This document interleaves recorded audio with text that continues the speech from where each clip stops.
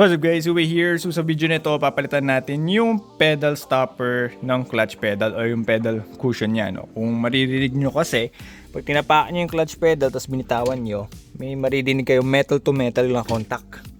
Kahit dahan-dahan. Ayun, may onti pa rin ano. So ayusin natin yan. No? Alright, so ang kailangan nyo lang naman ay yung pamalit na part, which is yung pedal stopper or yung pedal cushion niya. Ito po yung part number niya, 90054-1T0005. Maglalagay din po ako ng link niyan sa description sa baba para hindi na kayo maghahanap sa Lazada or Shopee. Madadala na kayo directly dun sa product na pinagbilan ko, which is I think sa Lazada.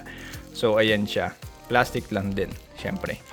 So yung original neto ay bumigay after mga 10 years ano. Kasi napansin ko siya noong 2020 na may plastic na nadurog dyan sa seg ano. So yun lang naman yung kailangan natin. Silipin na natin kung saan siya ilalagay ano. So pagpunta nyo sa ilalim ng dashboard, last time kung maalala nyo, nilagay natin siya ng parang double-sided na foam tape. Pero syempre, hindi naman matibay yun. Parang pang samantalang solution lang yung ginawa natin last time. So ngayon, lalagyan na talaga natin siya nung plastic na yung nilalagay dito na pedal stopper ano, para hindi rin ganun kaingay no. Alright, so tanggalin lang natin to.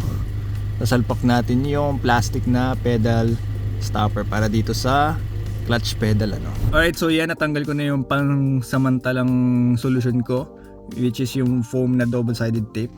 So ito na yung ating bagong pedal cushion. Makikita mo may ngipin yan. So ipapasok lang natin siya dito sa may butas. So i-slide lang natin siya. Ganun kadali lang ano. Pero syempre as a cameraman tsaka yung nagkakabit, ang hirap gawin. Dalawa lang po yung kamay ko.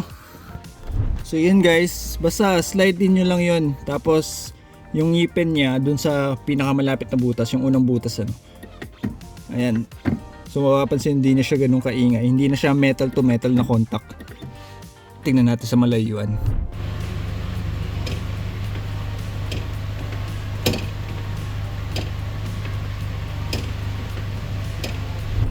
Alright, so ito na siya ngayon.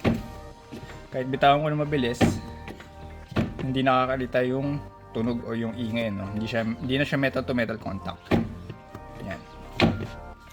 So ulitin ko lang, mabibili nyo yung part number or yung part na yan sa Lazada. May link po ako sa description ano. So gamitin nyo lang yung link na yun para hindi na kayo maghahanap sa Lazada. Yan. Mukhang legit naman siya.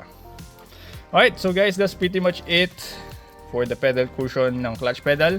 So don't forget to like and share this video and subscribe if you haven't subscribed ano. So stay tuned for more DIY videos lalo na dito sa Innova na to ano. Muli nating bubuhayin or bibigyan lang natin ng extra love ngayon kasi hindi na siya nagagamit for a couple of months ano.